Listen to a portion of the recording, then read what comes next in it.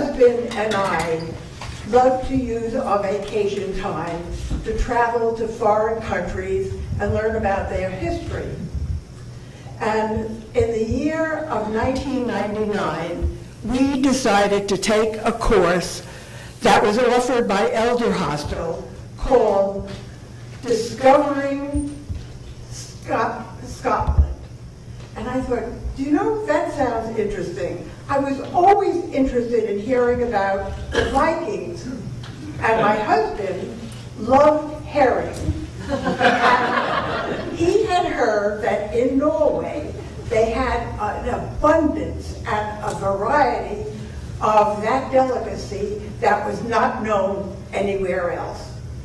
Well, we sent in our deposit, and my husband made arrangements to set aside the 3 weeks that the course was going to take place, and he would not be in his office at that time.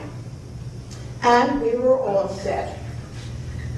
To our dismay, 2 weeks before we were to leave for Oslo, we got a note from Elder Hostel informing us that the program had been canceled. It seems that they didn't have sufficient registration. Well, we were really disappointed, but they assured us that they would either give us a refund or that we could apply the deposit to some other course. Well, we had already set aside 3 weeks. So we looked in their catalog for some other course that had the same time frame and was overseas, because that's what we wanted to do. And we came across a course that was titled Jewish Heritage in Iberia. Well, not as swashbuckling as Vikings, but we had never been to Spain or to Portugal, and we thought, well, this would be a good opportunity. So we signed up, and 2 weeks later, we were on our way to Lisbon instead of Oslo. And when we arrived at the airport, we were met by the Elder Hostel guide and some other hostlers who had arrived within the same frame time from other areas of the country. And we went on a bus, got to our hotel, and after we registered, we were told that in an hour and a half, there would be a meeting, an orientation meeting, and our first lecture. Well, we just had time to get a small breakfast and to wash our faces and get down to the meeting. And there we met the other hostlers who had been there for a while. And I remember thinking that as far as I could remember as an American, the year 1492 was very important, because that was the year that Queen Isabella of Spain had outfitted Christopher Columbus in order for him to be able to do some exploration. And of course, it ended up with the discovery of the Americas. And as a Jew, I realized that 1492 was also the year that Isabella declared that Spain was a Catholic country, and anyone of another religion had to either convert or leave, or they had no other option, they would be executed. Well, of course, at this time, a lot of Jews did leave. Some did convert. There were others who converted, but in secret still practiced their own religion. But I didn't know about Portugal until this lecture. And there I learned that in 1496, the King of Portugal decided that he would like to marry one of the Spanish princesses. And Queen Isabella gave her consent but only on condition that Portugal accept Catholicism as their official religion. And so, in 1496, all of the people who were not Catholic had to either leave, convert, the same story as in Spain. And it wasn't until the 18th century that Jews began to come back to Portugal. And these were mainly businessmen, and mainly from Morocco.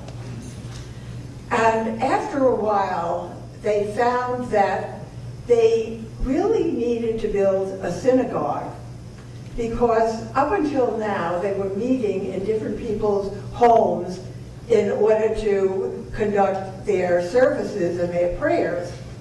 But since more and more Jews were coming, it was really not working out too well. And finally, in 1904, they dedicated the Synagogue of Lisbon. And we heard that later in that day, we were going to take our first excursion to that house of worship. And sure enough, that afternoon, we all got on a bus and took a short ride to this beautiful courtyard in which the entry to the temple was available.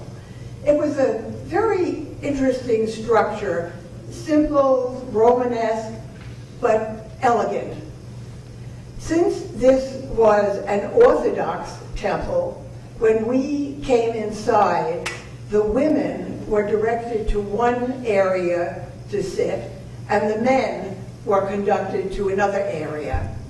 And then the president of the congregation, a woman named Esther, told us something about the history of the temple and about the Jewish life in Portugal at this time. One of the men in our group asked if we could look inside of the ark.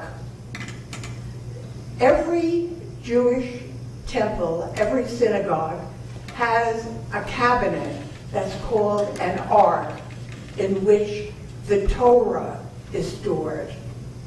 For those of you who don't know what a Torah is, let me just give you a brief explanation. The Torah is the Old Testament written on pieces of cloth that are sewn together and form a very big scroll. Each end of the scroll is fastened to a wooden pole. And on this parchment, in handwriting, is inscribed the whole of the Old Testament.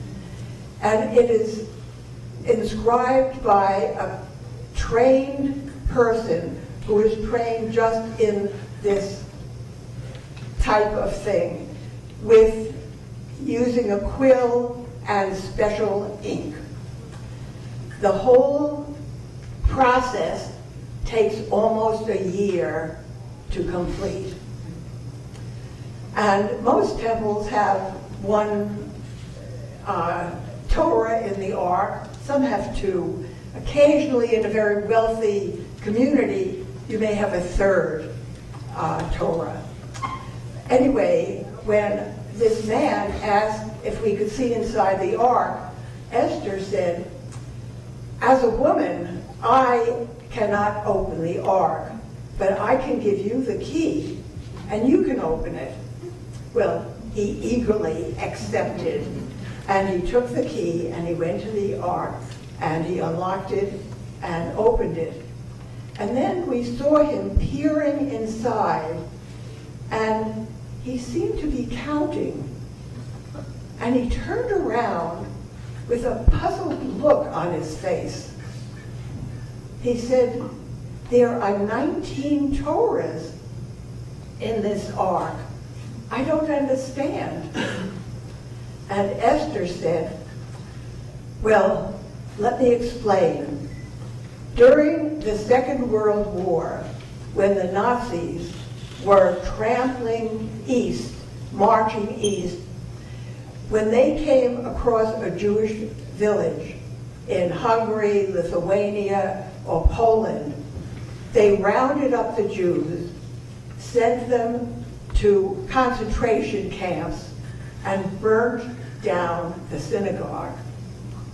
In some of these villages, the rabbis, who sometimes got advance word that the Nazis were on their way, sent the Torah to Lisbon for safekeeping. I suddenly got a chill down my spine.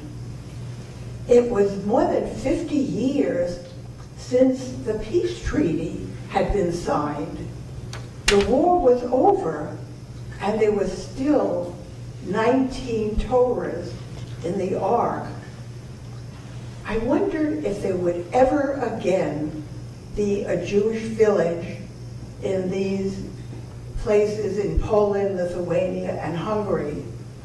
And if there were, if they would build a synagogue and know that in Lisbon there was a Torah that was waiting for them to call it. Well, even though this course was not our first choice, it turned out to be a very good program. Of course, my husband had to settle for sardines instead of herring, but that's the way it goes.